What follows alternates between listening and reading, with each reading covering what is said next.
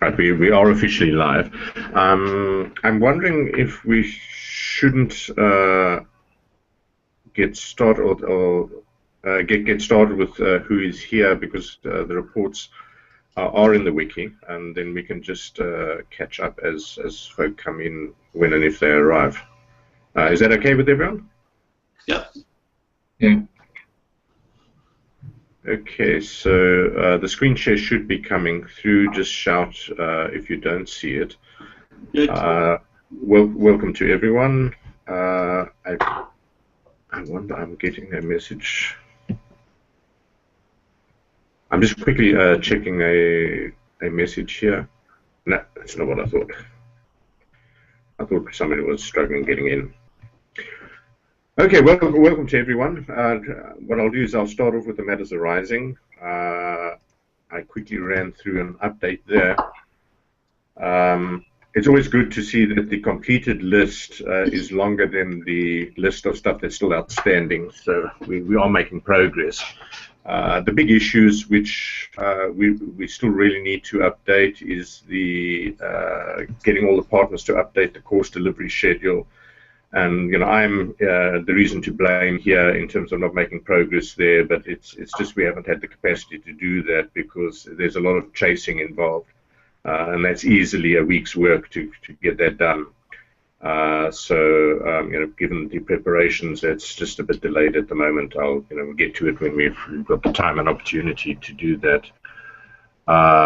We have, in terms of the update of the quick links, Jim has sent through the proposed update and revisions for the quick links. It's just a question of us implementing that in the wiki, so that'll be quick and easy. Actually, I don't think Mark has joined us yet.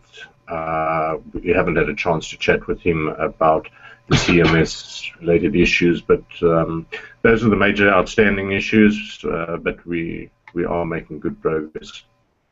Any comments from the floor regarding matters arising?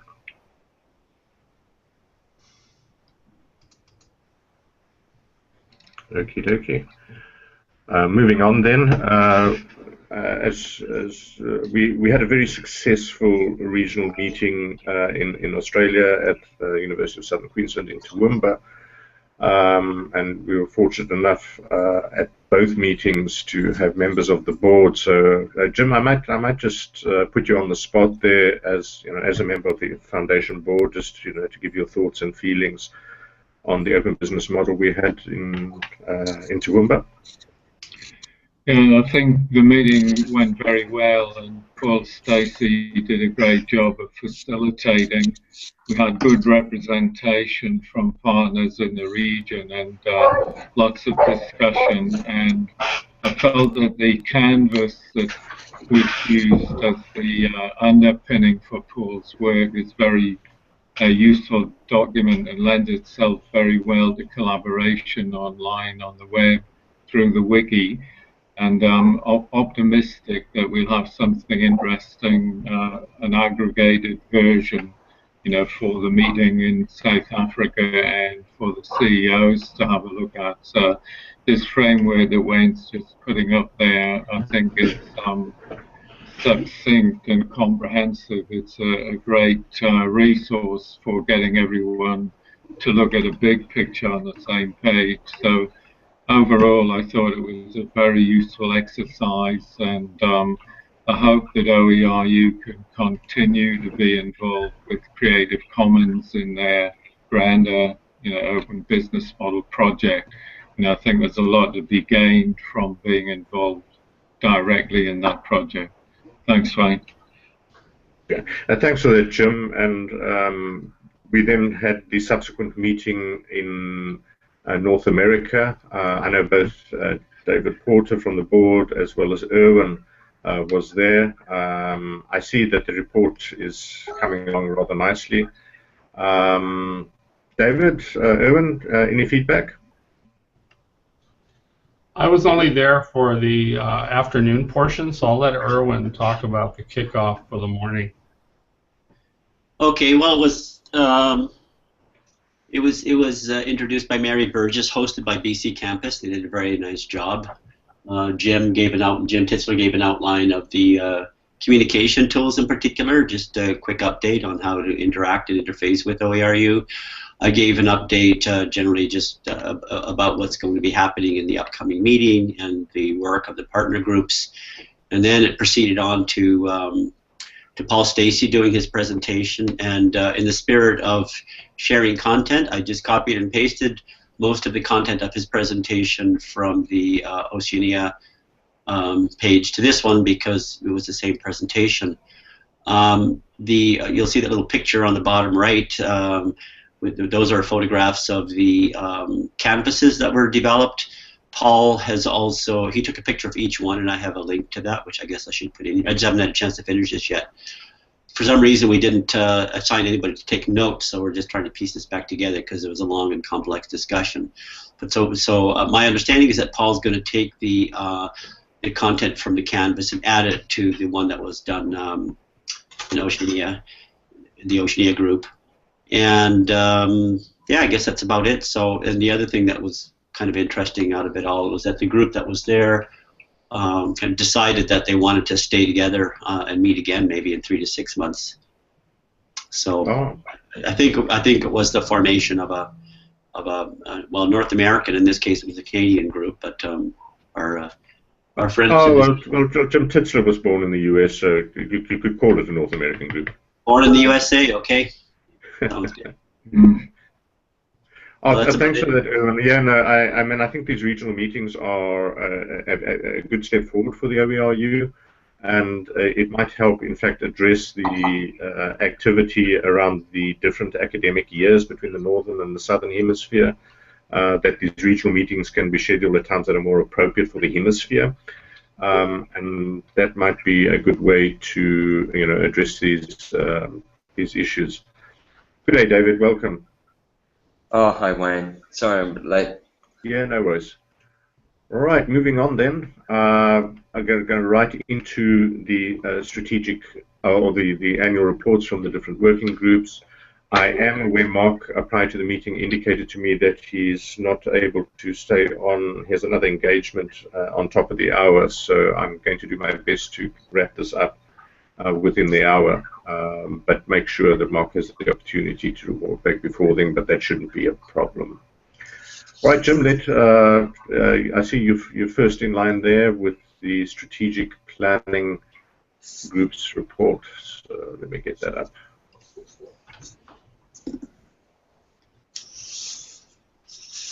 Okay, well, the report's been up there for a few days, so I'm going to assume people have had a chance to at least scan it. Overall, I think the strategic planning working group did pretty well over the year.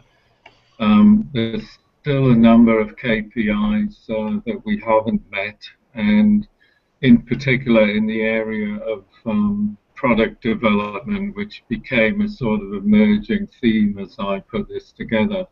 While we've got lots of nominations of courses, we exceeded targets for that. We tend to have fallen short of the 10 full courses aimed for June and 15 for December of this year. So that emerged on reflection as a key issue for the 2016. I suggest it might be useful during this meeting to concentrate on that, not to ignore our achievements, but to look forward to how we can fill the gaps in the KPIs or modify them as the case may be. So the key issue, I think, emerging is that we need to try and develop the product and delivery mechanism as a key operational priority for 2016.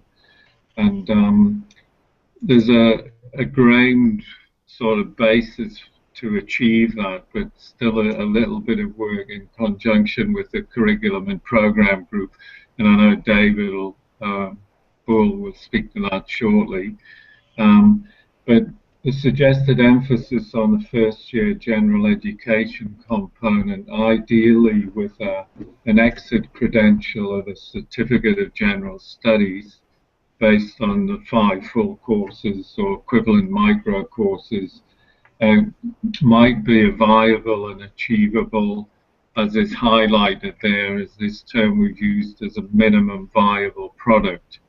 So I think OERu needs to focus on having a product that's out in the marketplace with students engaged to enable us to move on. So I think that's the key thing. Ideally, we could do that in an overall structure of the Bachelor of General Studies, but I think that's a bigger task. So I think just concentrating on a sort of smorgasbord level of free first-year general education, which creates pathways into a number of different degrees, as well as the Bachelor of General Studies, should be a priority for us. And we've already started work on the course development and delivery list by trying to consolidate nominations into where course development is at and adding an available now, delivery, so it will facilitate a focus on product development. And I think that will enhance our network development, because once we've got products and we've got collaboration and sharing of courseware, and we've integrated the credentialing. I just noted there that Thompson Rivers and Charles Sturt have got a certificate in general studies, which might be a basis for the actual, gaining of credit towards this extra credential. The final point I'd make is in terms of monitoring and evaluation. I think we did really well to get the input evaluation data up on the web, and the initial report will be ready for the meetings in South Africa.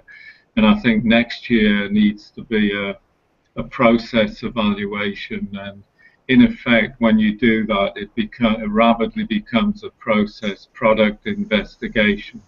And we need this critical mass of courses and hopefully a critical mass of students to enable us to conduct a meaningful process and product investigation, which I think will set us up well for future work. Thanks. Yeah, thanks for that, Jim. I mean, I think I'm feeling the heads nodding around the table around the need for developing minimum viable product, and it should be achievable, particularly if we're looking at, say, a half year of first year of study. And I mean, I think that would then also begin to address David Porter's recommendations of sort of having the end-to-end process for everybody to see. And I'm looking forward to David Bull's report back in relation to some developments that are taking place in that space. So let me open up the floor to if there are any comments, and I'll take silence to me in a sense so that we can then move on. Yes, this is Mark. Hope you can hear me all right.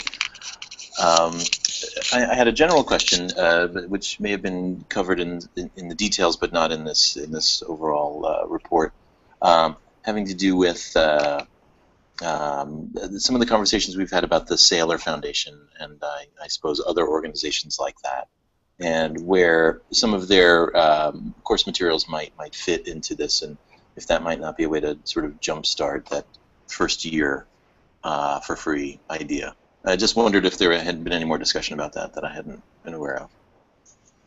Mark, I'm not aware of any active discussion within the partner network, but I mean, clearly we are very supportive of any partners that are able to provide assessment services towards courseware that exists that we can reconfigure because they all openly license the Saylor Foundation courses. I mean, the big issue is the institutions that are going to step up to the plate and say, hey, we will provide assessment services, as Thomas Edison State College is doing with a large number of those courses.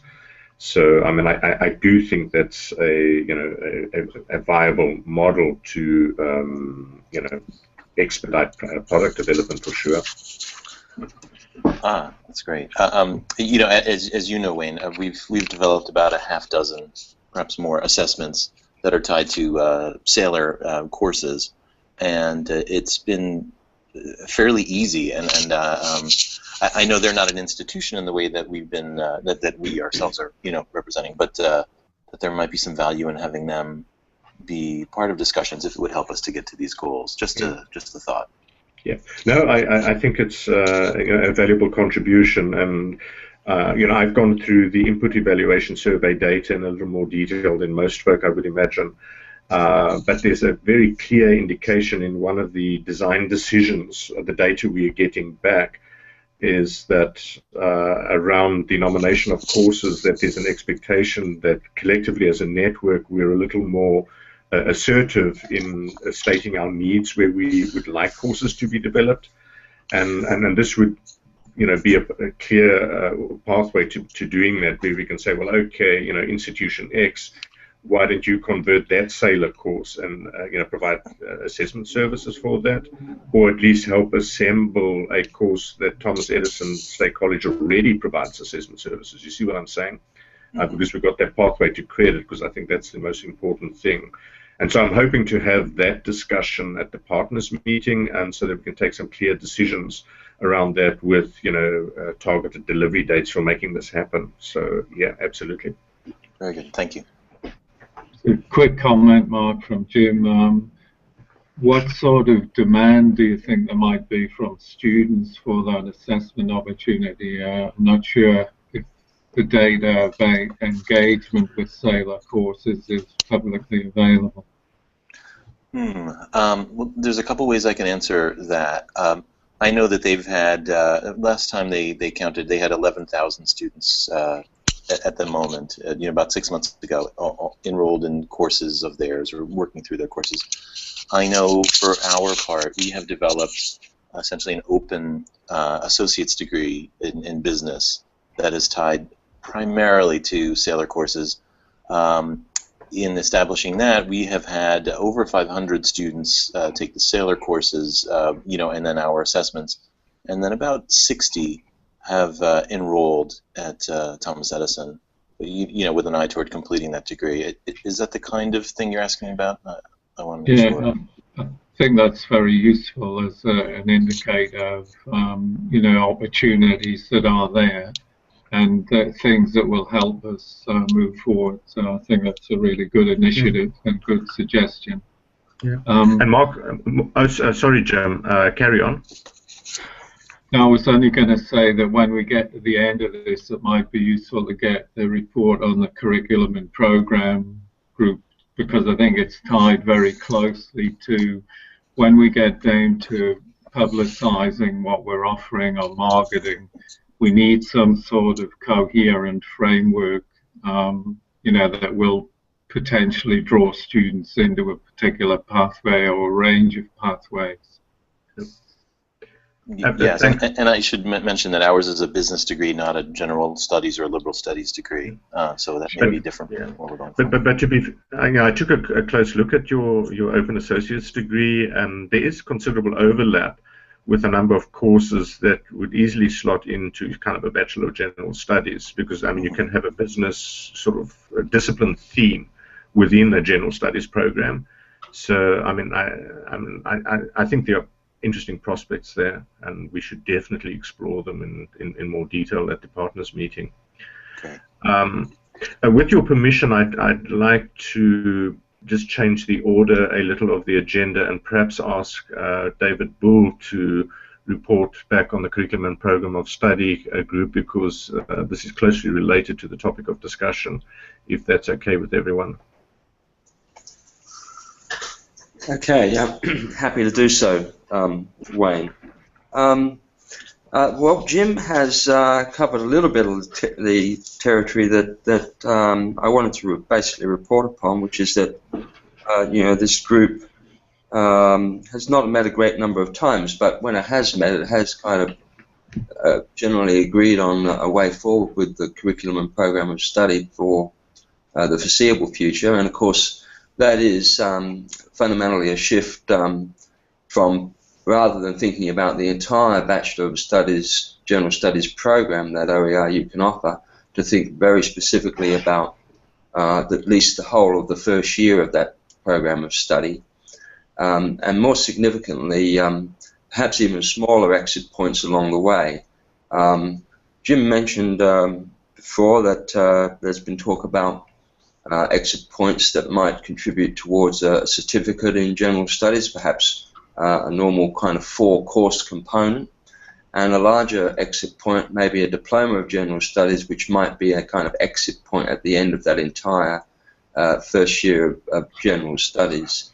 I think the only fundamental problem with this, or the difficulty that we need to sort of start thinking about, and might be able to think about at the partners meeting in South Africa, is whether or not the various partner institutions actually have these sorts of awards on their books, and if they'd be prepared to accept a combination of courses out of OERu for credit for those awards. I think it's going to be easier for some institutions than it will be for others.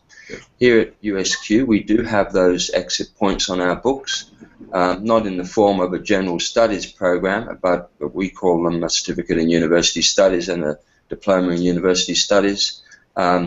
Whether or not our institution would accept an award, would award those credentials purely on the basis of courses offered through the OERu is a debatable point, and one yet to kind of be tested. But I think it is worth thinking about, and certainly our experience over the years has been that it can be a very long haul for students to undertake an entire degree, particularly by online study. It can take them many years, and a lot of them fall by the wayside along the way. And so a series of exit points where they at least can, finish up a number of courses, get themselves a piece of paper that they can hang on the wall or use as a qualification stepping stone, is a way of rewarding people as they progress through some tertiary studies. The other point I'd really like to pick up on is the idea that we shift our thinking to general studies courses, that is, kind of generic courses as opposed to discipline-specific courses. A number of these have been mentioned. Certainly there seems to be a need for a digital literacy course, particularly since this is all going to be online study, so any student from anywhere is going to need to have a reasonably comprehensive set of skills for learning online and working with online platforms. Obviously, there are other areas such as academic writing and communication skills, the ability to write in the form that is required for all tertiary studies, regardless of the type of discipline area one is enrolled in. Some basic mathematics, more advanced in some areas than others. And I think a number of other areas could potentially be offered in this form. I'm sure around our member partners there are quite a number of these generic skill courses. Someone was telling me one about critical thinking and problem solving the other day, and then of course there's kind of a general feeling that a lot of these students will probably come to these programs since they're open access with an absence of general study skills and study management skills, and there may well be a need for a course which gives them those sorts of planning and reflection components. In terms of discipline areas, I think it's a wide open field here. It doesn't matter whether it's business or science or arts and humanities. There are a vast number of introductory courses to all sorts of specific discipline areas. All of our institutions would have a lot of these kind of introductory courses on our books. Whether they're built with OER or not is debatable, but I'm sure that almost every institution has a whole range of introductory first-year courses which could be most appropriate to fit into the structure of a first year of general studies. Look, in addition to those general introductory courses across all those broad discipline areas, there are already a number of more specific first-year courses of study which are available to OERu. I'll quote the USQ ones, for example. The regional relations in Asia and the Pacific is a course which USQ put up initially. It's very much a first-year introductory course, and we've got a second one which will hopefully come on stream next year. It's currently being piloted here in another form, and that's Elite Sports Performance, Psychological Perspectives. Peter Terry, who designed and developed that and wrote the open textbook around it, has said to me that he will be quite prepared to offer that through the OERu once he has piloted it and trialed it and evaluated it and made whatever modifications are necessary. I see Wayne has put up on the screen in front of us the page where which has been in existence for some time now, where a number of these proposed discipline-specific subject areas are mentioned, and the institutions that currently offer some of those. A lot of these courses are available from OpenStax. Mark earlier mentioned that the Saylor Foundation has a huge range of courses that might be able to tap into this. So I think, without talking on indefinitely, we're probably in a pretty good position to make quite a lengthy list of courses and see what's available, and then, as Jim suggested, mount a range of these so that we're actually have something tangible to offer the student community. Yeah. Maybe I'll just leave it there and take any questions or comments that people may have to make.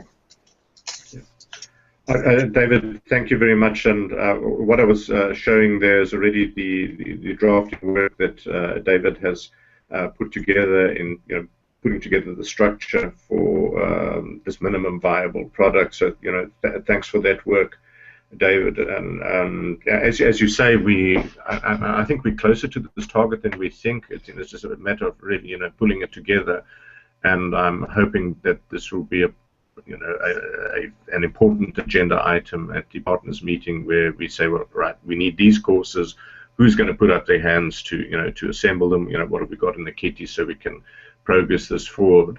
I mean, I think your point is well made about partners willing to actually offer real credit, but I think we can leverage the power of an open network model that in theory we actually only need one or two institutions that can actually provide credit. My suspicion is once that starts happening, other partner institutions will start looking closely at figuring out how they can award credit.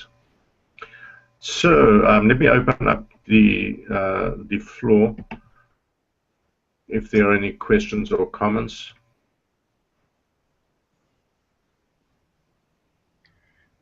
Jim here.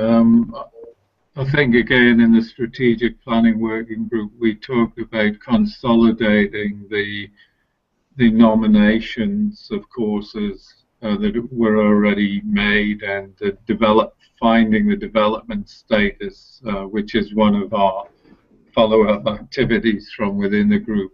And then I think if we can marry the work that David's group is doing with what's already in the kitty, as it were, or potentially in the kitty, then I think if we can consolidate that into one table and one focus in the wiki, that will enable us to, really progress that as efficiently as possible. So I'm all in favour of working closely together, with the curriculum and programme of study group to get this consolidated focus and activity. Thanks. Yeah. Thanks, Jim. David, the only comment, this is something I was looking at yesterday that I wanted to make was, and I think it would fit into the first year of study rather well, is the growing emphasis from the UN on the Sustainable Development Goals. And there are clearly a number of courses that would be an excellent fit in responding to the Sustainable Development Goals. I'm thinking of the green computing, the sustainability certificates, sustainable agriculture, food safety, all these kinds of things, and they are appropriate for the audience that we are trying to serve. So that was the only comment I wanted to make, that I think it would be appropriate for the OERu to at least have a couple of courses in that space. Absolutely, Wayne. I couldn't agree with you more. Yeah, look, as I said, there really is quite. It's not really limited as to what we can put into this offer in the first year of the General Studies program. It's a very wide range of things that might be possibilities. What I think, from my perspective, the thing that I'd like to see advanced at the partners meeting is, well, not so much at the partners meeting, but perhaps at the CEOs meeting, is a way forward in ensuring that more of the sorts of courses that so many of these institutions already have on their books are actually going to be made available for OERu. It seems most unfortunate to me that we could end up in a situation where we have to kind of largely develop some of these courses ourselves when they already exist in so many institutions and may just need a little bit of tweaking to turn them into open source courses. Yeah, that's a good point, and clearly my intention is to put those decisions to the CE's meeting. And I'm confident we'll get support from the partners in endorsing those proposals for the CE's meeting. Any other comments from the floor? If not, we can then move on to the report from the Partner Engagement Working Group. Shut those ones down.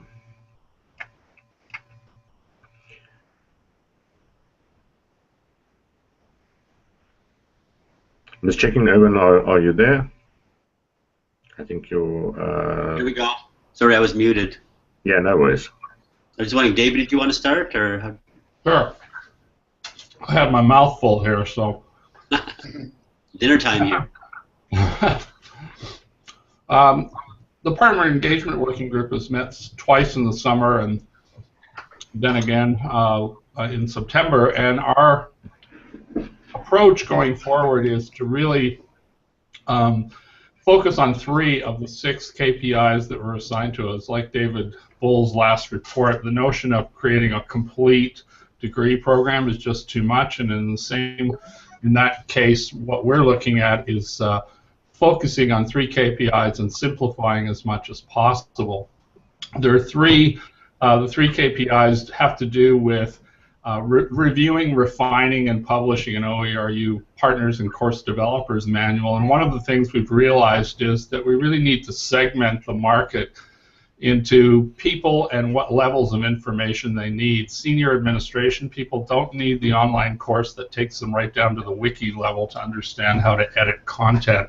We need to be a little more clinical in the way we approach each of the groups. So we've already moved on that segmentation process, and Erwin can say a little bit more of that as we go forward. That probably has implications for the Digital Skills for Collaborative OER Development course, and it may need to be segmented as well.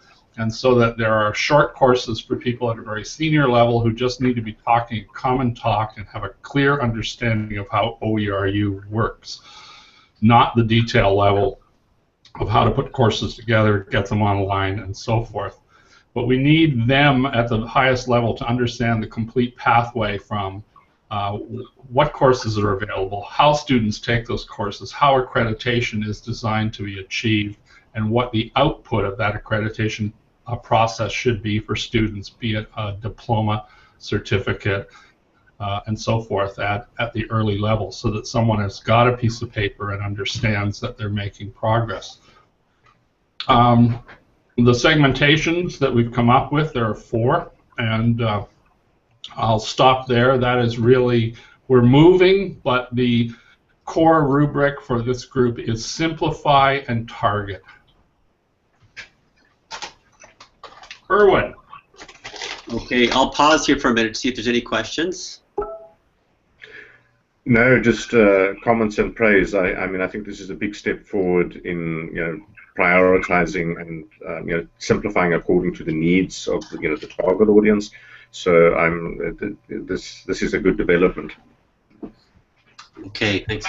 So part of the thinking that came out of this was particularly for institutions that have kind of worked internally on getting a course or two into the OERu, looking at all the issues that grow out of that, including how do we give credit to that, how do we make the necessary changes and connections in our own institutions to make sure that the right people get engaged at the right level. That's really critical to move the thing forward. And so that was really the cause behind the thinking behind this segmentation. And so all the content is there. There's no shortage of content to orient on everything. It's a matter of pulling it together and then putting some thought into how that can be best presented. So looking at the summary of the main outputs, the barriers to we had a little chat a while back where I think some input was sought on what are barriers to participation, and I just recently took a look at that, and half of them were just technical. How to get in there, how to work your way through the wiki, and so we do have certain courses, but we haven't really targeted those specifically within the institutions. And one piece of advice I've given to two institutions that I had discussions with who asked me to give a little bit of a presentation on involvement with the OERu had to do with making sure you have a team together within your organization that can represent the different functions that will get you your organization properly involved and engaged with the OERu. And so spilling out from what David said, there's these 4 levels that we came up with: senior administration, marketing, communications. They don't need to work in a wiki, they don't need to take courses. We think it almost something more like a brochure or a brief animated video, something that can get the concept together in a few minutes. The goals for that is for people to get the big picture, to understand the value of their participation, and business models may be an area that they might want to dig into a little bit more. And the work I think that we've done in some of those meetings have been helpful that way. And so on. Faculty, course developers, and that whole stream, these are people who really end up making curricular decisions about the content, what the assessments will be, what the textbooks will be, and it also includes people who actually get into the wiki and design the learning content and the assessments and so on. So they need to learn more about collaboration, open design and development, Creative Commons licensing, and so on. But that's really sort of the core academic piece of the group. Fourth, we think, I mean, there definitely are people in the second group who could do those functions, but really there is a third function of production programmers, edtechs, LMS administrators.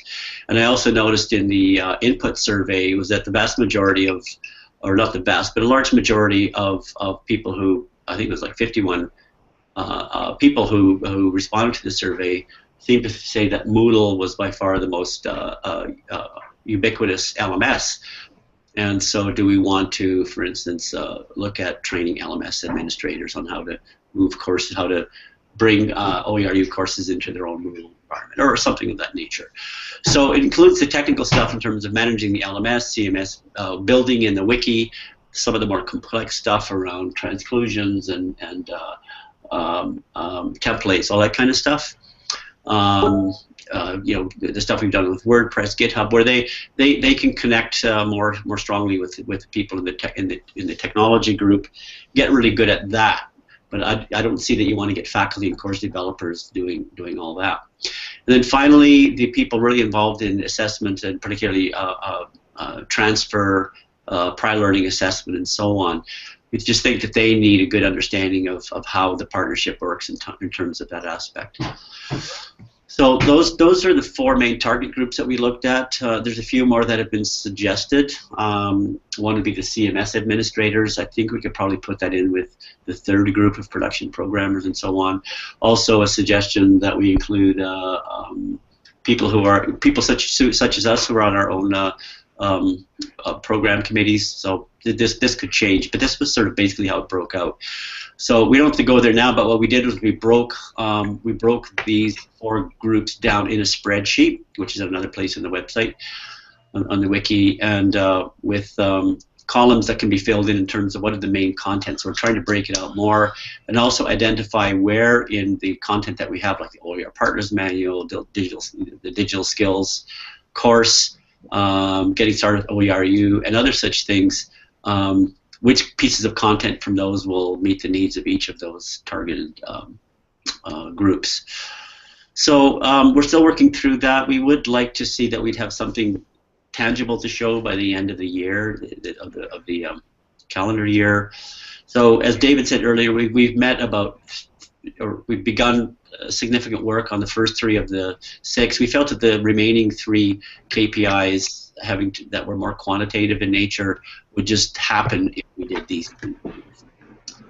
So our recommendations is to complete these tools. If possible, it would be nice to find some funding, to find some people who can actually focus on that and do this. I don't know if it's possible. I know it's pretty hard for people to find time to build all this, implement and monitor results.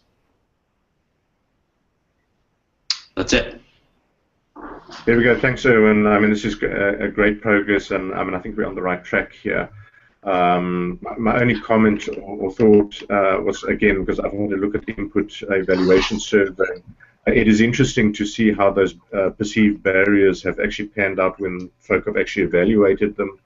And the ones that we actually thought were big barriers, like, I don't know how to edit in the wiki, or I don't have the technical skills, or I don't know this, are actually pretty low down on the list.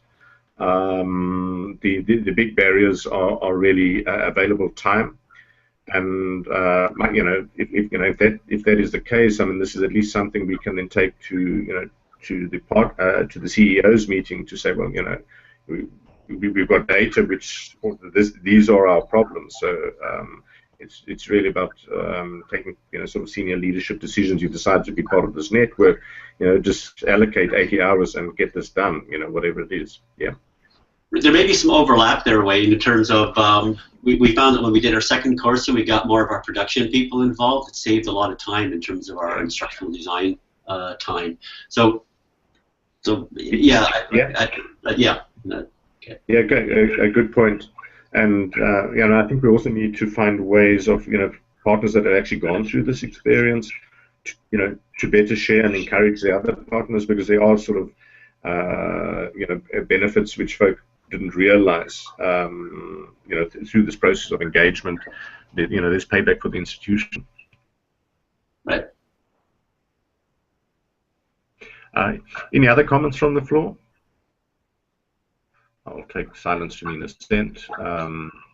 Moving on, I am aware that Mark has an engagement close to the top of the hour, so I wonder, Mark, if we can hand over to you. I just want to make sure that you have the opportunity to report back before you need to leave. Yeah, thanks, Wayne, and I apologize for having to leave a bit early. I've got another online meeting, as a matter of fact, that I'll have to attend to. And actually, what we have is not very much, because much of the work the committee for credit transfer has been doing is just nagging people to review the draft guidelines for transfer, credit transfer and articulation. So we've actually been able to make some progress there, and I thank all of you who were able to get your registrars in particular to have a look. We had several of our registrar members review these guidelines, and they look pretty good. There were very few negative comments, mostly positive. I think Wayne, your registrar, had some questions about why we were creating 3 separate tracks for credit types, if I'm not mistaken. But that was something that I think is more, I guess, 3 categories of credit. But I think that's more about having to do a better job of explaining it rather than making any changes. So with that in mind, I'll just briefly go through our report, which you've got up there. So much has not changed while the guidelines have been reviewed. Now, of course, I guess we'll be approving those at the partners meeting if there are any other changes. But then we've got to carry out the work that those guidelines identify us having to do. Well, one is to get a number of us on board. I know initially the goals, the KPIs called for 30% adoption these guidelines. We may try to interpret that a bit more liberally, simply to say that 30% of the institutions who are members will have agreed to or signed off on these, and with implementation maybe still to follow after that, because the end of 2015, of course, is almost here. Let's see. We have to figure out, I guess, a mechanism for helping institutions to understand and adopt these guidelines. In addition, we're going to, I guess, I think that's some of that work we would do with working with the technology committee, as I note toward the bottom there. We've got to develop some sort of a system, not just to get folks to sign on, but then develop a way for them to communicate with one another. And going hand in hand with that, I think, is the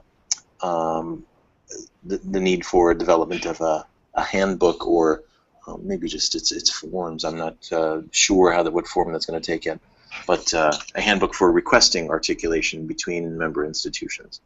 So that work is still to be done, but I think having gotten the guidelines reviewed was a positive step. As Wayne, I think, will note, if I don't do it, the input survey indicates that only about a quarter of respondents have actually had a chance to look at them, or a number of other ones said they don't know, which I think Wayne and I agreed probably means it hasn't been done.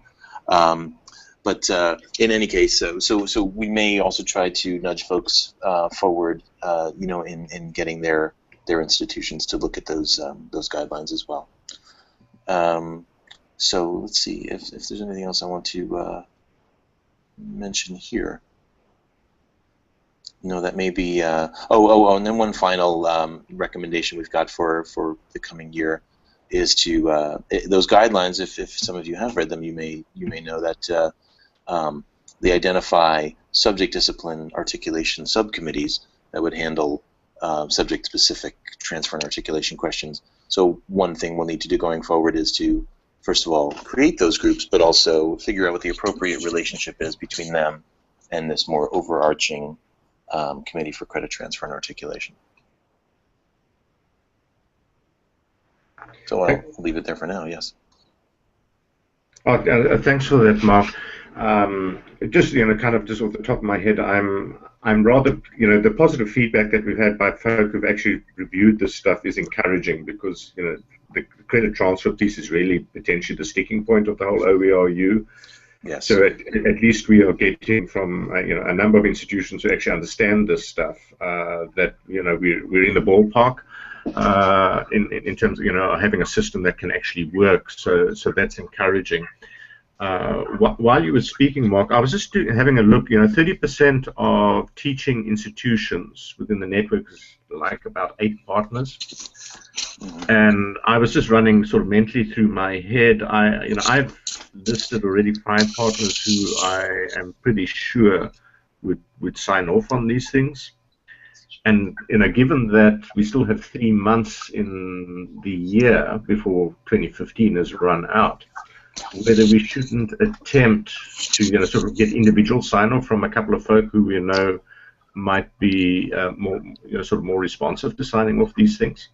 Yes. Yeah, that's great. If I could add one more thing, Wayne, I'm sorry to jump in, but I'm thinking also of what David just was describing a moment ago, which is sometimes it might be a question of translating this into terms that that folks can understand. I think in one case, and I'm sorry I can't recall which of our registrars made this comment, but across each continent, across each country, we have different terminology for much of what we describe in here, and some of it is sorting out and sort of translating, if you will, what we mean, but some of it is simply putting some of this in simpler terms as a kind of a way in for people to begin to engage with it. Yeah. The other way we might tackle this, maybe not by 2015, is to have a little regional meetup and just get the right people in a room. Yes. And because once you've got signed off, say, by a third of the partners, then I think that's a critical mass point. which then is a positive encouragement to others to start thinking more creatively around this stuff and making sure that it works. That's a goal for us to work toward this year, absolutely. Yeah. But I mean, we can discuss that in more detail at the partners meeting. Mm-hmm. So, thanks for that, Mark. Let me open the floor to any questions from members of the management committee. As always, we take silence to mean assent.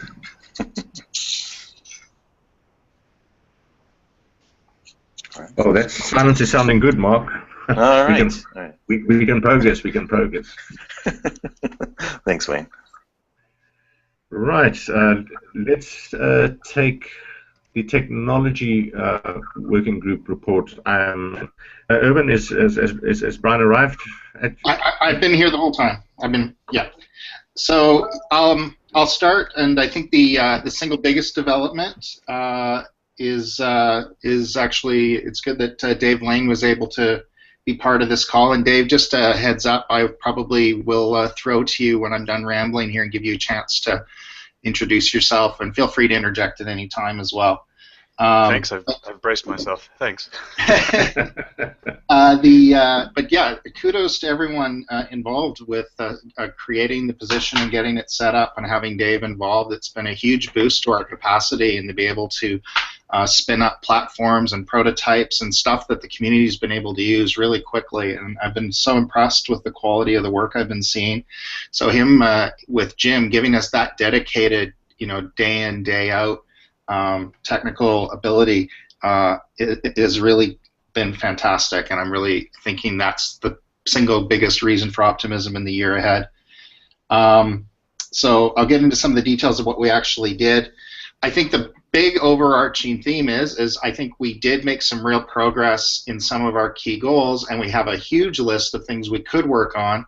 So I think the big theme in terms of what the technology working group has as a challenge is to really get a clear sense of where our partners' needs are, where their capacity is, and what they're going to need to be able to exploit some of this capacity that's being built. So probably the single biggest accomplishment was the development of a WordPress-oriented theme. And not only was it a theme, but it's also one that's kind of hosted within a reusable framework, and also being hosted in Docker environments, and not to get too deep into technical issues that I only partially understand. But what this type of approach does promise is a very robust reuse framework for the technology. So it's not just a question of slapping a theme in there, but actually creating frameworks that should allow partners to adopt these tools and customize them in some really useful ways. And I think the other really big demonstrable accomplishment, and this kind of all happened later in the year, was the launch of 2 different online spaces, one of which is a kind of very straightforward email-oriented, basically discussion forum that works very well with kind of people's existing tools. And my sense of this environment, just from watching people interact with it, is that it's very painless to get on board with it and to integrate it into your workflow. The other one that's been done is a much more, I guess, ambitious platform. So we're calling it a test at this point, although my sense is that it's been working quite well, using the tool Discourse. And just as an aside, I've been using the tool Discourse for another project I'm involved with another group, and I'm well aware that Discourse is a highly non-trivial platform to install and configure, and that was like a very early indication to me just how good Dave is at what he does, because to me it strikes me as a very solid, well-developed implementation. So I think those are the kind of the main things that we've done. I won't go through every single one of the 8 KPIs. I'll just kind of note that it seems like about half of them we're hitting or exceeding, and a couple of them we just really need to get going on them. Some of those depend on working with other groups, and others, those are just things that I'm going to have to get cracking on to get the group going. So I'll just leave it at that and let people review directly. In terms of recommendations for 2016 and moving forward, again, I think what really needs to happen is to get a really clear sense of where the where the community is and what they need. What I do see is potential not only to meet some of the existing OERu communication and course development needs and things like that, but also potentially to have some tools that can be customized in local contexts. So we might have the potential where partner institutions start to see a real value add in terms of their own capacity to do open web work because they're OERu partners and able to work with us and define needs and use some of these open source technologies and some of the very clever frameworks that we're just starting to prototype. So just in terms of some of the things we're talking about, the thing I hear most when I talk to certainly our production team and our designers here that are developing courses, and when I talk to other partners, I think we do have work to do in terms of a less arduous course creation, content management, and publishing framework. I think we've made a huge amount of progress in terms of what the end user sees. Like, I think once we get things into that WordPress theme and lay it out, I think it's really close to what I think we set out to do at the beginning of the year. But it's still a bit of an ordeal at times for some of our partners, and I think this has been kind of stated in some of the other working groups too. So there's a communication challenge there along with the technical challenge. Some of the other stuff that Dave and I have been talking about, and Jim as well, and people on the committee, something like a central authentication service, which could really open up a lot of potential and perhaps open up some of the possibilities and address some of the challenges that the other committees are looking at. Among that, too, is how we handle shared media artifacts, so not course level or even lesson level artifacts, but things like images and individual assets. It's possible MediaWiki can meet those needs. The Wikimedia Commons, certainly, that underlies Wikipedia and other Wikimedia tools, suggests that can be actually a really robust media asset library. But at the same time, I think we owe it to ourselves and the community to look at other approaches. Something that Dave, I know, has been thinking a lot about is communication. So, I was struck, during Mark's section, he was really talking about the challenges of identifying kind of the paths and communicating to each other and tracking these things. And I'm wondering if some of the stuff we're talking about around that, both with the community spaces that I talked about earlier, but also these live communication spaces might begin to address that. So Big Blue Button is a tool that I think has been used out in the community. We've used it actually here at TRU. And I have to say, when we were preparing for this meeting, Dave turned me on to a tool called Appearin, and with one link and no logins or anything else, this WebRTC-based framework, it was the simplest and highest quality live chat I've ever had with anyone. And I was in Canada and he was in New Zealand, I presume. So I was just blown away by that. So I'm really looking forward to seeing what we can do with that.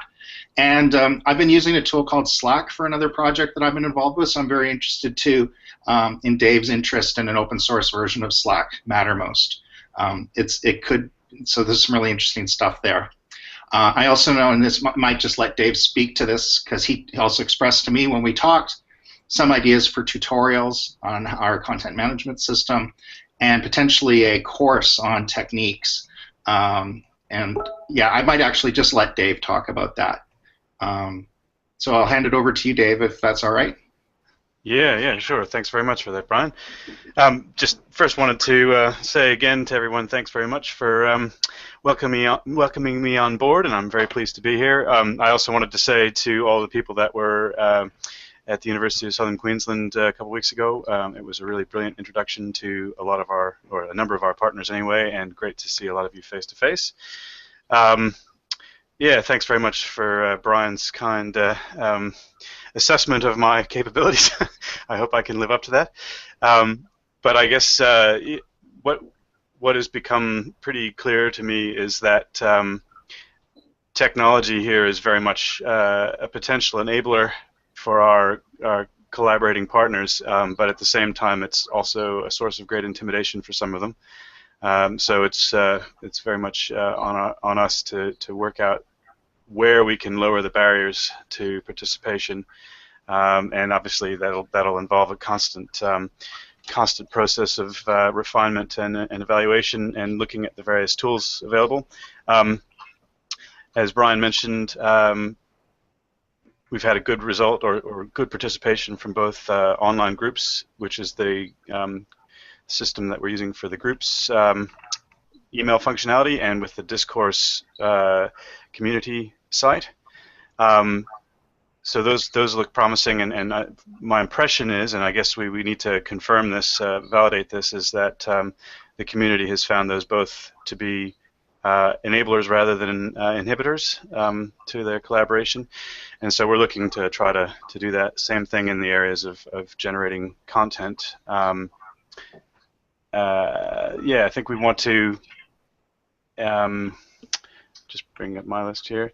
We want to look at some of the tools that can be used to replace, for example, this Google Hangout with a more open technology and something perhaps that is even easier to use, and that's one of the reasons that we're interested in looking at Big Blue Button.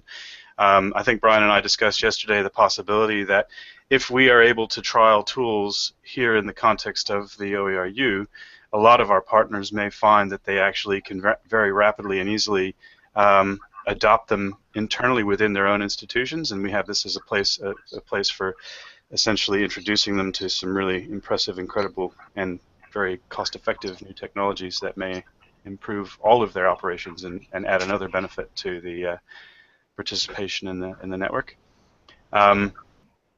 Tools like Mattermost. I don't know if any of the others of you have had any involvement with the tool called Slack, but it has definitely been taking the developer world by storm. I know that almost all of my colleagues in development, even the ones that are very passionately open source focused, have been very taken by it. It's essentially a tool which integrates multiple streams of communication. So, for example, some of you may be using IRC. I know we do here within the OER Foundation, using tools like IRC and Twitter feeds and various instant messaging systems, and as well as email and various other online kind of forum type systems like we have with Discourse, with community.oeru.org, sorry, and Slack is a way of making it so that you can have all of those forms of communications coming into a single place that doesn't force you to constantly shift your attention between different channels.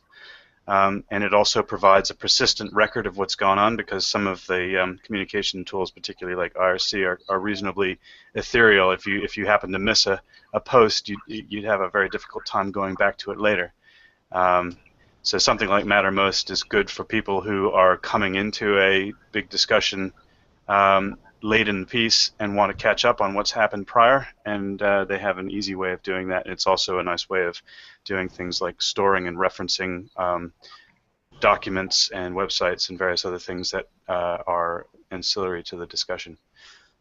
And I mean, obviously the main impediment in all of this technology is the ability of all of our users, or at least a critical mass of our users, to be able to actually use it without feeling intimidated by it.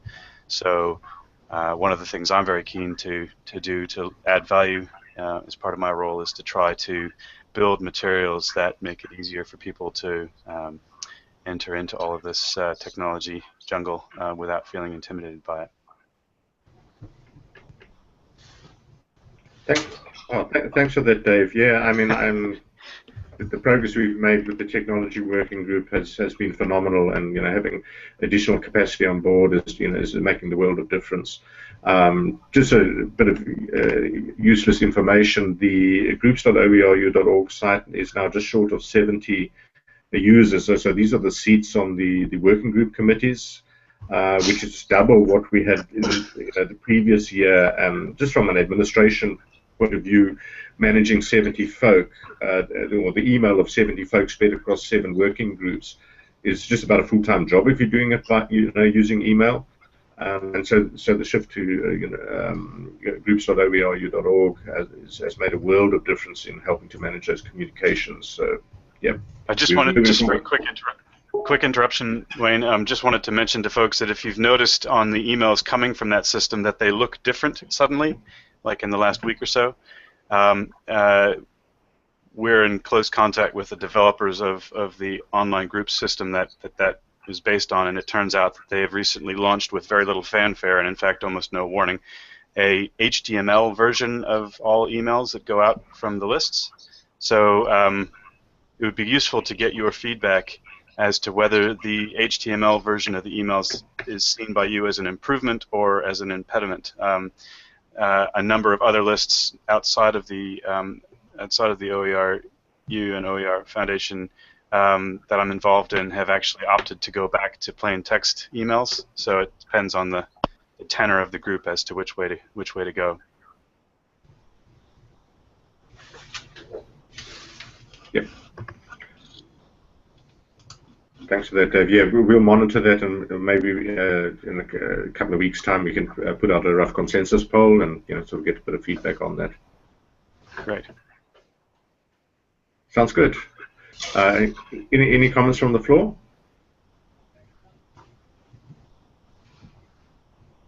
Right. We basically, Sarah's been unable to join us. Her report is there for viewing, so I'm just going to move on to the next item on the agenda, the input evaluation survey.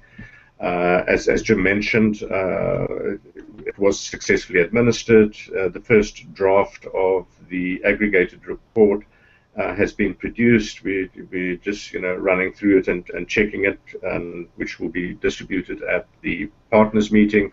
We have distributed the link so that everybody can view the data online. So that's progressing well. One of the issues that has come out of the input evaluation survey and a growing number of emails is the growing interest in open badges and micro-credentialing. And so there's a rough consensus poll which is showing support for the establishment of a working group to look at these issues. But I just want to mention, and I think this is something that Erwin had mentioned as well. I mean, I think we've got to be very careful that the whole open badging and micro-credentialing thing shouldn't be used as a distraction or an excuse to avoid awarding real credit. I think the issue here is to have a careful look at how open badges can lead to formal academic credit, and I mean, that's clearly the tenor of the OERu. So any comments or feedback in relation to the input evaluation survey? I'm not sure if anybody's actually taken a look at any of the data or feedback, but anything that stood out or surprises?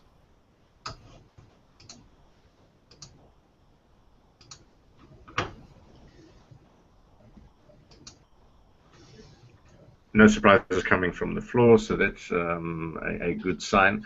What we will do from the input evaluation survey, there are a number of questions which actually relate to immediate design decisions we can take as a network, and so we'll be looking at integrating a session on those design decisions which collectively we as the partners can take at the next meeting.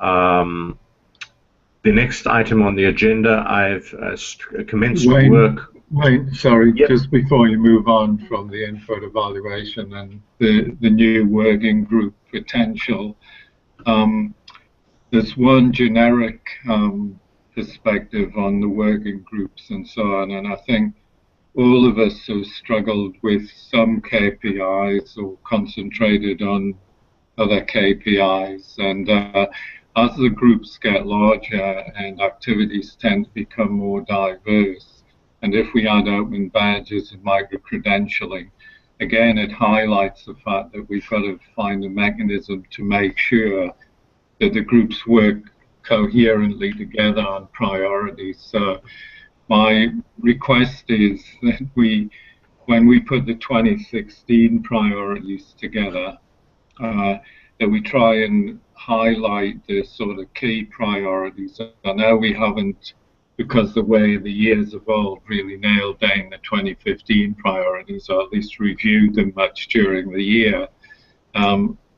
If we can at all, I think the management committee, after the meetings in South Africa, probably need to reflect on what are the emerging priorities for 2016 and trying to devise a way to maintain momentum on key issues, because we've worked across the northern hemisphere calendar, the southern hemisphere, and there tends to be a lull here over Christmas when we have a longer break, and that's different in the northern hemisphere. So my appeal is that we try and find a way of highlighting, priorities that, in a sense, all the working group activities will contribute to those priorities as a focus, and that we find a way of maintaining momentum over the southern Christmas break or the northern southern, trying to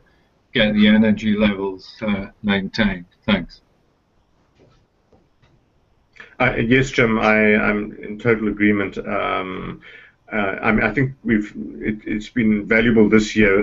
This was the first time we tried, or implemented the strategic plan. I think there's clearly room for improvement around the formulation of those KPIs. I mean, in some cases, I think we got it right. In other cases, we were clearly off the mark.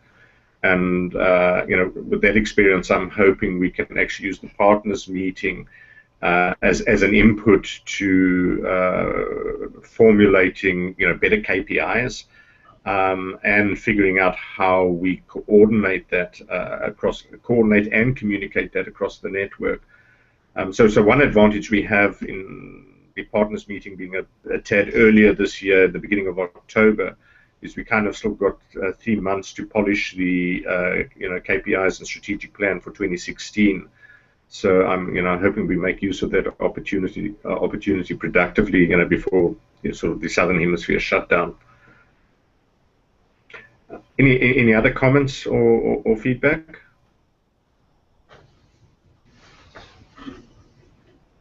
So the second last item on the agenda is to start looking at the draft agenda for the partners meeting. I was overly optimistic, thinking that we'd be able to arrange a scope seminar before the meeting, and it's just not enough time to be able to fit that in. So I've started, working through all the minutes and meetings and from all our groups, and started work on crafting the agenda. Obviously, some structures are becoming fixtures, or some agenda items are becoming fixtures at the partners meeting, but the general structure we are proposing is that the first day of the partners meeting, we actually look at our achievements and what we've achieved and what we can learn from where we are at. And then the second day to have a more of a future focus, looking at the strategic planning issues for 2016 and beyond. So that's kind of the high-level structure that we're working with. I'm not sure that I should spend time now going into all the detail of all the sessions, other than to say that the agenda is under development. It's being produced in the wiki. If you do have any suggestions or for refinement or contributions you would like to make, that you let me know. But at this stage, any sort of high-level guidelines you'd like to provide in the shaping of this agenda, I need to get this wrapped up by the end of the week in order to meet the distribution of information deadlines.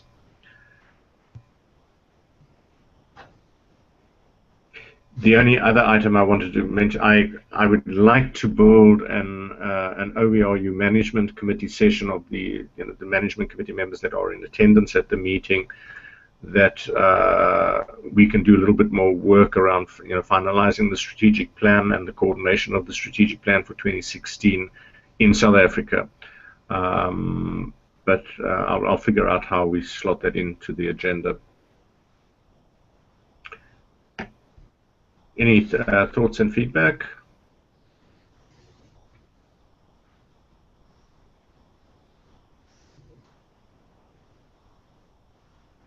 I'm hearing the people assenting, so that's a good sign.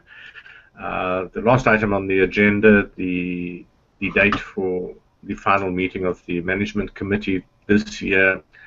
And this touches on Jim's point. I mean, I do think it's worthwhile for the management committee to slot in another meeting, at least before the calendar year runs out, and perhaps the focus of that meeting to finalize the approval of the strategic plan and the calibrations of the KPIs. And I was kind of sort of thinking perhaps the third week in November would be a good time to have the closing OERu MC meeting. Thoughts and feedback on the date for the next meeting?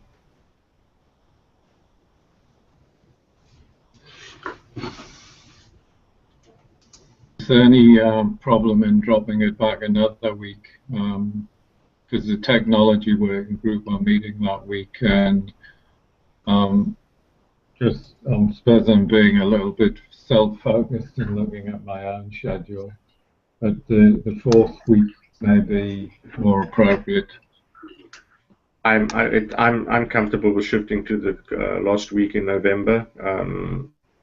Do I hear any objections from the floor? I think it's not the fourth week in November is not a particularly good week for Australia, because there's an awful lot of conferences scheduled in the last week of November. But that's just a comment I make. I know that I'm tied up that entire week, and like a lot of my other staff around here as well. Well, maybe we just run with the doodle poll as usual, and run it across week 3. I'm sure we can accommodate most of us. Well, how about the first week in December? Or was that getting too close to the silly season? It would be fine for me. I think first week of December is still fine in the north. And it's fine with me. Jim, how does that work for you? Yeah, that's good. Fine. Okay, thank goodness we use wikis. We'll quickly get that adjustment made, save me work later.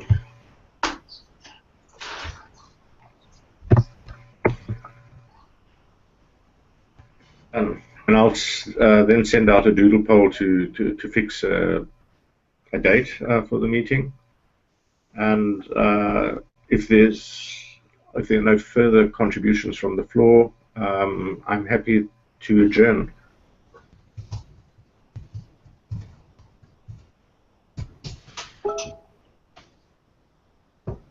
Right. Thank you, everybody. I really appreciate your time. It's good to see a full house of reports, which I think are in pretty good shape for the partners meeting. Of course, you will have the opportunity to do a little bit of polishing before the partners meeting, because these are the reports that will be distributed to the CEOs, as well as to the partners, and for presentation at the partners meeting. So thank you very much for the heavy spade work in getting that done. Great. Well, let's call it a day, and I'll see you guys online. Bye. Thanks, everyone. Yeah, bye, Wayne. Thank you. See you guys. Okay.